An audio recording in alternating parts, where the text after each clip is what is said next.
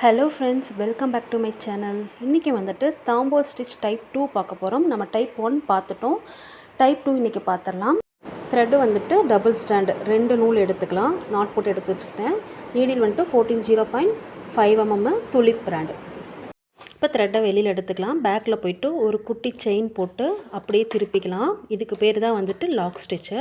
இப்போ நம்ம ஒரு 3 செயின் நம்ம போட்டுக்கிறோம். சரிங்களா? போட்டுட்டு அதுக்கப்புறம் அப்படியே திருப்பி அடுத்தடுத்து நம்ம சுற்றி ஸ்டிச் போட்டுகிட்டே வருவோம். பாருங்கள், இப்போ நான் அப்படியே திருப்பி சுற்றி அப்படியே போட்டுகிட்டே வருவேன். உங்களுக்கு தெரியும், பார்த்தாலே தெரியும்.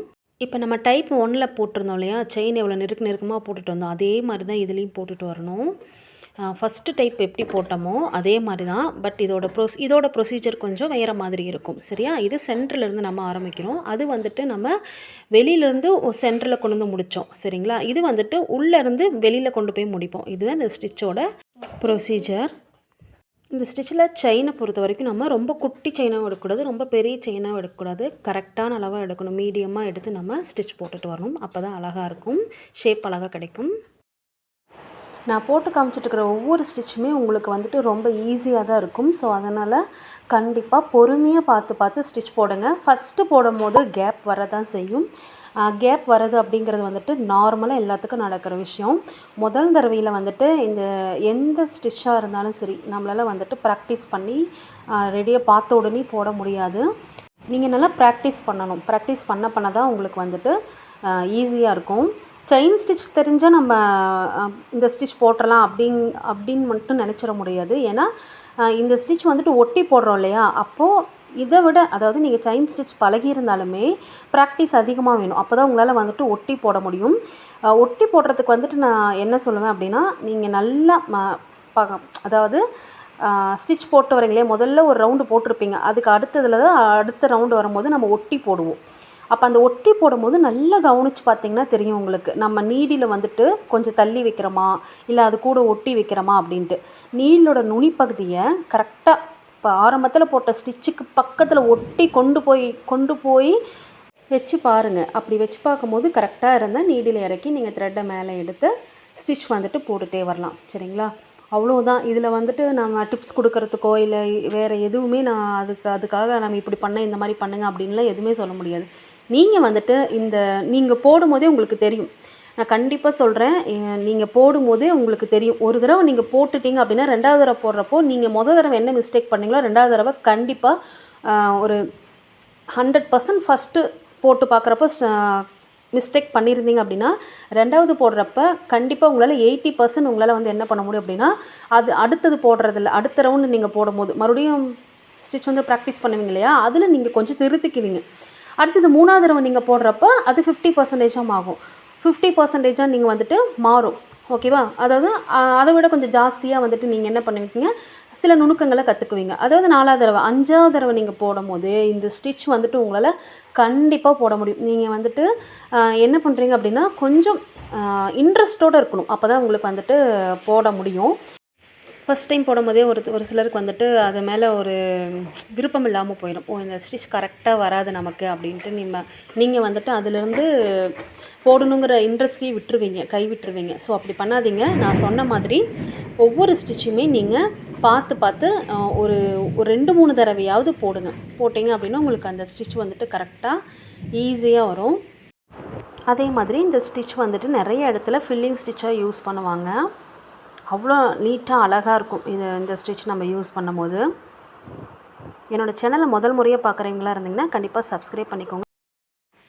கேப் இல்லாமல் போடணும். ஃபஸ்ட்டு கேப் வரதான் செய்யும். நான் சொன்ன மாதிரி 2-3 தடவை ட்ரை பண்ணுங்கள். கண்டிப்பாக உங்களுக்கே புரியும். சரிங்களா? அதில் இது இப்படி போட்டால் ஏதாவது டிப்ஸ் யாராவது சொல்லுவாங்களா, ஏதாவது டிப்ஸ் சொன்னாங்கன்னா நம்ம அதுக்கு தகுந்த மாதிரி பார்த்து போட்டுடலாம் அப்படிங்கிறதெல்லாம் நீங்கள் எதிர்பார்க்காதீங்க.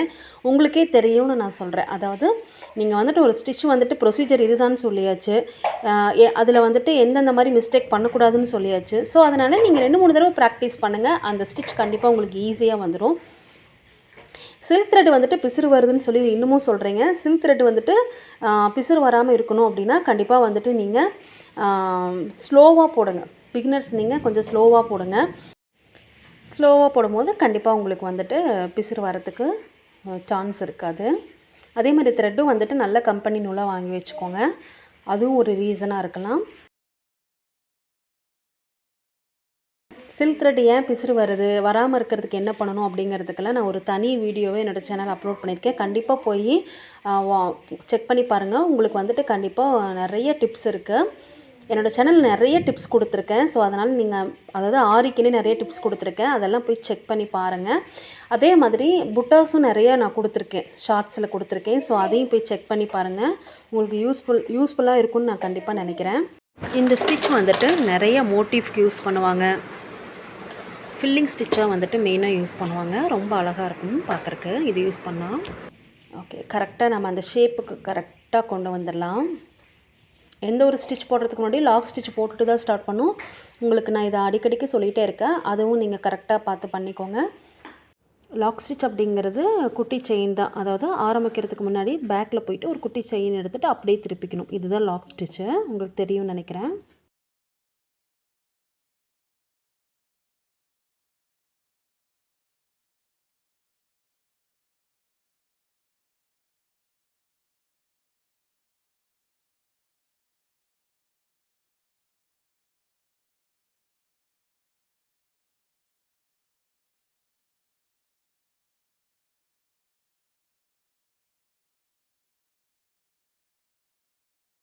இது இன்னும் நீட் பண்ணணும், இன்னும் அழகுபடுத்தணும் அப்படின்னா நம்ம வந்துட்டு பீடு கொடுத்துக்கலாம். பீடு அவுட்லைனாக கொடுக்கும்போது இன்னும் அழகாக இருக்கும். அதுக்கு வந்துட்டு இப்போ நான் நார்மல் ஸ்விங் த்ரெட் தான் எடுத்திருக்கேன். அதாவது தையல் மிஷினுக்குலாம் யூஸ் பண்ணுவோம் இல்லையா, அந்த நார்மல் காட்டன் த்ரெட்டு தான் எடுத்திருக்கேன். நாட் போட்டு எடுத்துக்கிட்டு இப்போ த்ரெட்டை கிளாத்துக்கு மேலே வெளியே எடுத்துக்கலாம். எடுத்துகிட்டு ஒரு லாக் ஸ்டிச் போட்டுட்டு தான் நம்ம பீடெல்லாம் கண்டிப்பாக ஸ்டிச் பண்ணணும். எந்த ஒரு ஸ்டிச்சாக இருந்தாலும் லாக் ஸ்டிச் போட்டுட்டு ஸ்டார்ட் பண்ணுங்கள், நல்லா ஸ்ட்ராங்காக இருக்கும். ஓகே, நான் வந்துட்டு பீடு கொடுத்துக்கிறேன். ஒவ்வொரு பீடாக தான் ஸ்டிச் பண்ணணும். சுகர் பீடு மட்டும்தான் 2 ஸ்டிச் பண்ணணும். சரிங்களா? ஒவ்வொரு பீடாக ஸ்டிச் பண்ணி நான் பாருங்கள் ஃபினிஷ் பண்ணி முடிச்சிட்டேன். பார்க்குறக்கே பாருங்கள் எவ்வளோ அழகாக இருக்குது அப்படின்னு சொல்லிட்டு. சுகர் பீடு மட்டும்தான் நீங்கள் 2 ஸ்டிச் பண்ணணும். எவ்வளோ பெரிய பீடாக இருந்தாலுமே, அதாவது சுகர் பீடை தவிர மீது எந்த பீடாக இருந்தாலும் ஒவ்வொரு பீடாக தான் ஸ்டிச் பண்ணணும். இது நல்லா ஞாபகம் வச்சுக்கோங்க. பாருங்கள் இந்த ஸ்டிச் எவ்வளோ அழகாக நீட்டாக இருக்குன்ட்டு. நீங்களும் நல்லா ப்ராக்டிஸ் பண்ணுங்கள். ஒரு தடவையிலே வரலின்னு சொல்லிட்டு நினைக்க வேண்டாம். ஒரு 2-3 டைம் நான் சொன்ன மாதிரி நல்லா ப்ராக்டிஸ் பண்ணுங்கள். உங்களுக்கு ஈஸியாக வந்துடும். ஓகே, இந்த வீடியோ பிடிச்சிருந்தால் லைக் பண்ணுங்கள், ஷேர் பண்ணுங்கள், கமெண்ட் பண்ணுங்கள். Thank you friends. Thank you so much.